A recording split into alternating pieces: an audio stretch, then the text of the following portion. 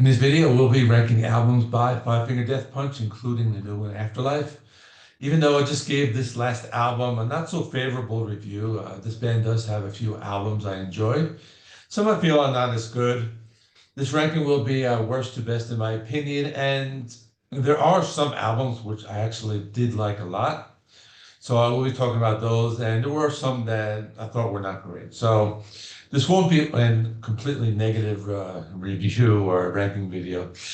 It'll just be my opinion. So let me jump into it. At number 9, I have And Justice for None from 2018. This was released on May 18th, 2018. This one has two songs I like, and they are the two cover songs. This band, they do very good cover songs. First one was a cover of Blue on Black, originally by Kenny Wayne Shepherd.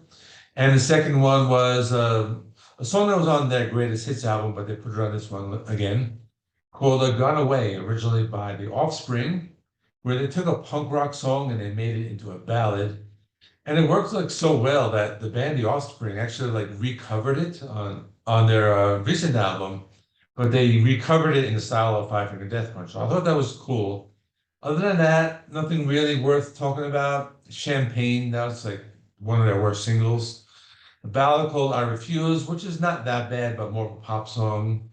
Then there are a few songs like Rock Bottom, kind of like those typical I Want to Kick Your Ass out there. But this one is just at the bottom. It's not great.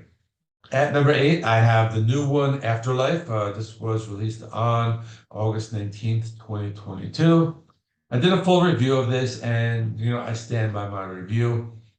I originally thought it was better than the last two albums preceding it, but as you can see, one of those albums, like F8, actually moved up a little. First, a few singles were not bad. Welcome to the Circus kind of feels like something we've all heard before. Some stuff sounds more like pop music mixed with metal. A song like Judgment Day comes to mind. Then there's some good deep cuts, Blood and Tar, that's a good one. Has an intro, kind of makes you think it will be a ballad, but then it gets heavy. Gold Gutter, that one has some cool guitar riffs. The lyrics kind of basic on that one. But that's all I have to say about this one. You can find my full review on this channel. At number 7, I have F8 from 2020, released on February 20th, 2020, right before the pandemic. Now, when I was thinking of doing this ranking, I thought that this one was going to come right at the bottom.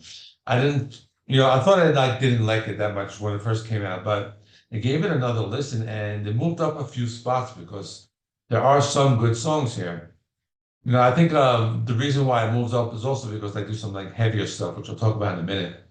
But the song Inside Out, this one has some cool riffs, kind of like classic groove metal. Full Circle, that one reminded me a lot of like Disturbed, more like the guitar tone.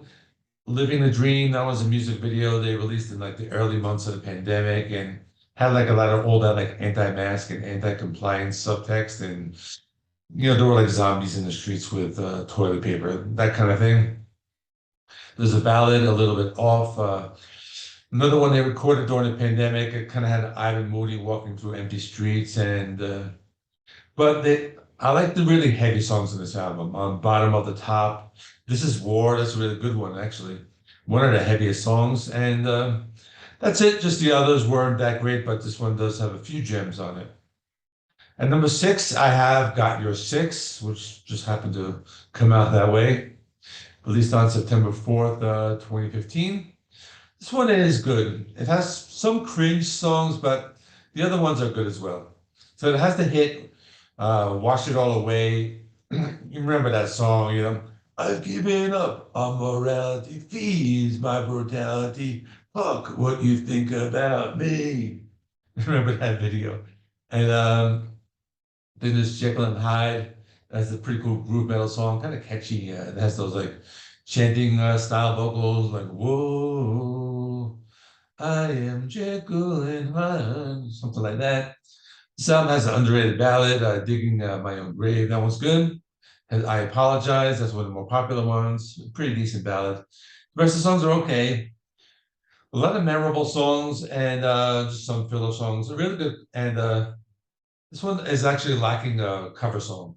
But other than that, it's a decent album.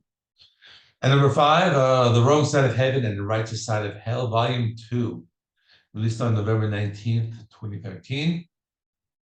Now, the first album of this two-part series or two-part edition is very good. The second one is not as good, but there's some good stuff on here. House of the Rising Sun, I think that's a really good cover song. You know, like I said, they do good covers. We got some heavy stuff. So we got the songs Here to Die, Wrecking Ball, and Matter of Time. These songs have some really heavy riffs. A ballad called The Battleborn. That was not too bad.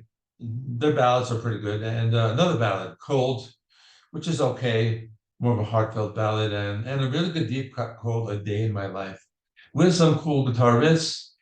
This one is not bad, but just the first one was better. At number four, American Capitalist, released on October 11th, 2011. Now, this is the third album. It's really good, but I think like this is the album where they start to get like a little cringe. I think this one it had like a successful single called Under and Over It. And I think after that, they kind of started to change their sound more towards like that type of song. Now, Under and Over It was inspired by Ivan Moody finding a lot of rumors on the internet about him. It got those really like poetic lyrics. Do I care if you hate me? Do you want to know the truth? C'est la vie, adios, good riddance, fuck you. You know, something like that. But in all seriousness, it's a good album. It has one of their best songs called Remember Everything. That's actually one of my favorite songs. And talking about how a child remembers everything a parent does to them, whether good or bad. And what I like about this is that there's a video with Ivan Moody. He brings children up on stage and they sing the song with him. So I thought that was really cool. This album is pretty consistent. It gets a little cringe at times, but I think the song, for example, 100 Ways to Hate, got the lyric, I hate you. That's an understatement. You know, that one. This one's not bad, but the others are better. So the top three are actually really like solid albums. So if this video has been a little negative so far, I have just only great things to say about these next three albums. So number three, The Wrong Side of Heaven and The Righteous Side of Hell, Volume 1, released on July 30th, 2013. And this one is just a lot better than the second one. You know, I think they were released like 4 months apart.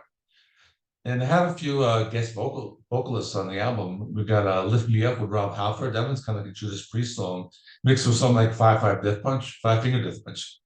Watch You Bleed, got an acoustic intro, very fast and heavy song. And then the single Wrong Side of Heaven, one about war veterans who don't get the help they deserve. I always like that song. So that one's really good.